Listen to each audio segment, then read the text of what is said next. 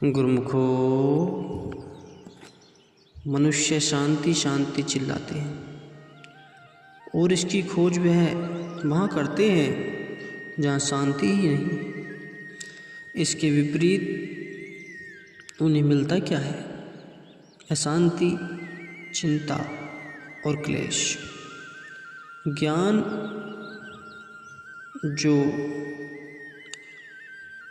अहमान्यता के त्याग से अविच्छिन्न रूप से जुड़ा हुआ है कि अतिरिक्त सच्ची एवं स्थायी शांति प्राप्त नहीं हो सकती, अर्थात अहम के त्याग भाव से ही सच्ची एवं शाश्वत शांति प्राप्त हो सकती है, अन्यथा नहीं। जो शांति हमें सांसारिक सुख, सुविधाओं, धन, परिवार, सम्मान इत्यादि से प्राप्त होती है वह क्षणिक होती है, और यह जो सांसारिक सफलताएं हैं यह भी सब क्षणिक है, और परीक्षा की कसौटी पर रखने से यह खरी नहीं उतरती। केवल मात्र सच्ची शांति ही प्रत्येक परीक्षण पर सफल और शाश्वत सिद्ध होती है, और यह शुद्ध हृदय द्वारा ही ग्रहण की जाती है।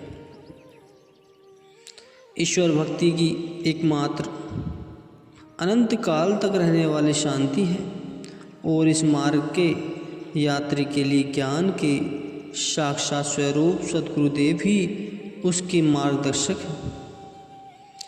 जैसे ही जीव भक्ति के मार्ग में प्रवेश करता है वह इसकी पवित्रता का आंशिक अनुभव करने लगता है। साधक इसकी पूर्णता को अनुभव तभी करता है तब सद्गुरु की कृपा से उसमें अहम भाव समाप्त हो जाता है और उसका जीवन निर्मल बन जाता है। सच्चा सुख, सच्ची शांति क्या है? अहम भाव और कामनाओं का दमन करना, वासनाओं की गहरी तहों को हृदय से मिटाना और अंतर हृदय में इच्छाओं के संघर्ष को शांत करना, इसका नाम ही सच्ची शांति है। एक जिज्ञासु, यदि तुम कभी भी क्षीण न होने वाले दिव्य प्रकाश, कभी भी समाप्त न होने वाले शाश्वत आनंद और सर्वथा निर्बाध रूप शांति को अनुभव करना चाहते हो, यदि तुम पाप, दुख, चिंता तथा परेशानियों से सदा के लिए मुक्त होना चाहते हो तो अपने मालिक में अटूट विश्वास रखो।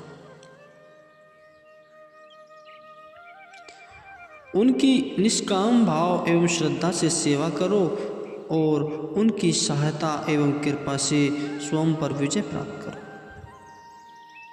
सद्गुरु आपके अंदर निहित उस आत्म शांति को जागृत करते हैं जिससे आपके विचार, कामनाएं एवं इच्छाएं पूर्ण रूप से शांत हो जाती और फिर मन को विचलित नहीं करने पाते। इसके अतिरिक्त शांति का अन्य कोई मार्ग नहीं है। यदि तुम थोड़े समय के लिए बाह्य पदार्थों, इंद्रियों के रसभोगों, बुद्धि के तर्क वितर्कों एवं संसार के कोलाहल तथा चकाचौंध से अलग होकर अपने हृदय के गहनतम प्रदेश में विश्राम करोगे तो वहाँ सभी कामनाओं के बलात् प्रवेश से मुक्त होकर तुम अनन्य शांति ये निश्चलता को प्राप्त करोगे। यदि तुम हृदय के इस पवित्र प्रदेश में थोड़े समय के लिए ठहरकर सद्गुरु के शब्द नाम का ध्यान करोगे तो तुम्हारे भीतर सत्य ज्ञान का दिव्य तृतीय नेत्र खुल जाएगा, जिससे तुम सभी वस्तुओं को उनके सही स्वरूप में देख सको। तुम्हारे हृदय में यही पवित्र स्थान तुम्हारा यथार्थ एवं नित्य आत्मा है। यही दिव्य आत्मा है। जब तुम स्वयं को नाम के साथ जोड़ दोगे तभी यह कहा जाएगा कि आपने शांति के परम धाम, ज्ञान के मंदिर तथा अमरत्व के स्थान को प्राप्त कर लिया है। शांति चित्त की वह अवस्था है जहाँ काम, क्रोध, लोभ, ईर्ष्या, अहंकार, प्रतिशोध एवं मोह की सभी वृत्तियाँ समाप्त हो जाती हैं और विपरीत परिस्थितियों में मन भी शांत, निश्चल और संयमित बना रहता है। यदि मनुष्य विपरीत परिस्थितियों में भी आत्मसंयम से शांति पूर्वक अपनी समस्या पर विचार करे तो वह बुद्धिमत्ता से उसका समाधान ढूंढ ही लेगा और वह व्यक्ति स्वयं ही उन परिस्थितियों का नियंता बन जाएगा। वह कभी निराश नहीं होगा। द्वेष की भावना उसमें नहीं आएगी। वही व्यक्ति ही वास्तव में मानसिक शांति अनुभव करता है। मानसिक शांति की यह अवस्था कायरता की अवस्था से बिल्कुल भिन्न है, क्योंकि कायरता विपरीत स्थिति में घबरा जाना तो एक प्रकार की निर्बलता है और विपरीत स्थिति में भी शांत रहना निडरता है। केवल कायर व्यक्ति ही प्रतिशोध को भावना रखता है। शक्तिशाली तो केवल क्षमा करना ही जानता है।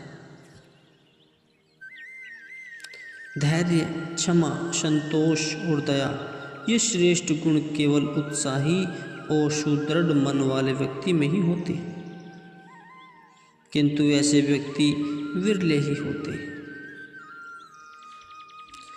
निस्संदेह यह सभी गुण प्रत्येक मनुष्य में सहज प्राकृतिक रूप से हैं, क्योंकि परमात्मा ने इसे अपना ही प्रतिरूप बनाया है।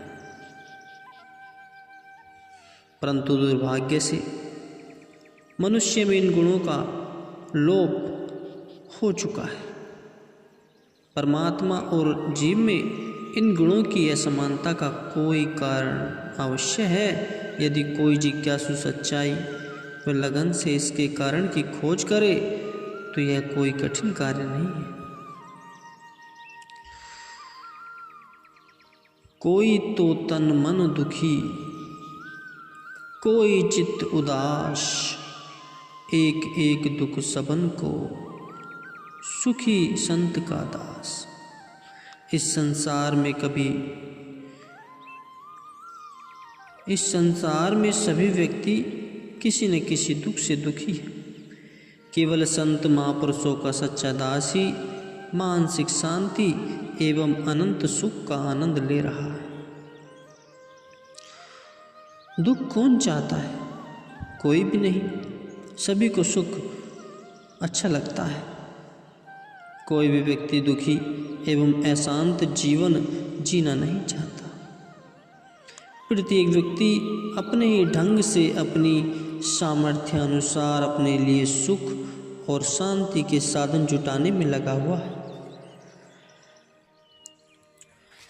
यद्यपि अपने इस उद्देश्य की पूर्ति के लिए प्रत्येक व्यक्ति प्रयत्न भिन्न भिन्न करता है, तथापि लक्ष्य सबका एक ही है, वह है शाश्वत सुख की प्राप्ति। यह कितना आश्चर्य है कि जीवन को सुखी एवं आनंदपूर्ण बनाने के लिए प्रत्येक प्रयत्न करने पर भी लक्ष्य उससे कोसों दूर हो जाता रहा है। प्रत्येक व्यक्ति के चेहरे पर विषाद और शोक ही दिखाई देता है। सभी ईंधन की तरह काम, क्रोध, लोभ की प्रज्वलित अग्नि में जल कर नष्ट हो रहे। पुरुष अथवा स्त्री, वृद्ध अथवा युवा, धनी एवं निर्धन, सभी कामनाओं और अशांति की तूफानी लहरों में बहते चले जा रहे हैं। यदि कहीं कुछ सुख का अनुभव होता भी है तो वह क्षणिक हो जाता है, क्योंकि संसार का प्रत्येक सुख दुखों के झोंकों को साथ लिए हुए है। महापुरुषों ने बिल्कुल उचित ही कहा।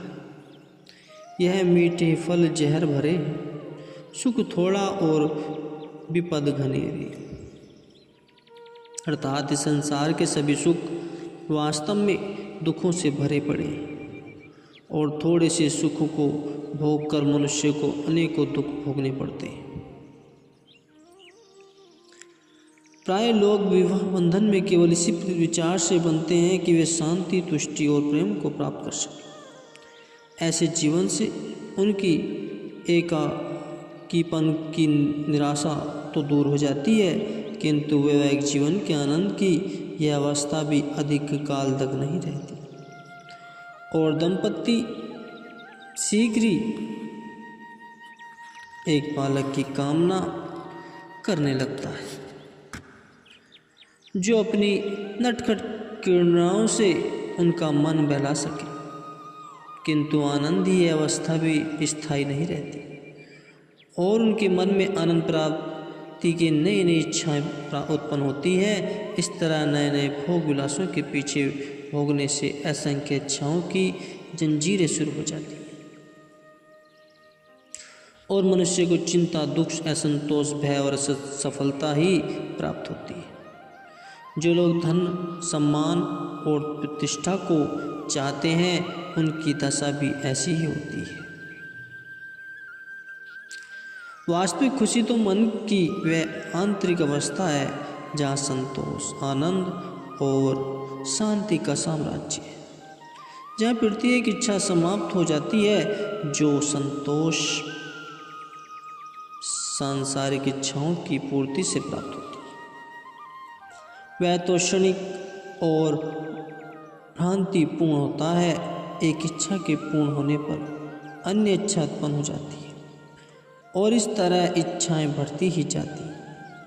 अज्ञानी जीवों की अभिलाषाएं अपनी पूर्ति के लिए नित्य नई मांग करती है और अंत में उसे शारीरिक या मानसिक तीव्र वेदना से पीड़ित कर देने करके दुखों की अग्नि में फेंक देती है। इच्छा ही नरक लोक है और सब कष्टों का केंद्र है। इच्छाओं का त्याग ही वैकुंठ धाम है, जहाँ सभी सुख साधक की प्रतीक्षा में है। स्वयं से आसक्ति होने से दुख प्राप्त होता है और स्व का त्याग करने से आपको शांति प्राप्त होती है। स्वार्थ भावना से कार्य करने से न केवल आनंद ही समाप्त हो जाता है, अपितु जिसे हम आनंद का स्रोत समझते हैं उससे भी वंचित हो जाते हैं। मानव शाश्वत आनंद की कल्पना स्वयं में करता है, परंतु जब उसी की पकड़ में आ जाता है तो मात्र दुखों के अतिरिक्त उसे कुछ प्राप्त नहीं होता।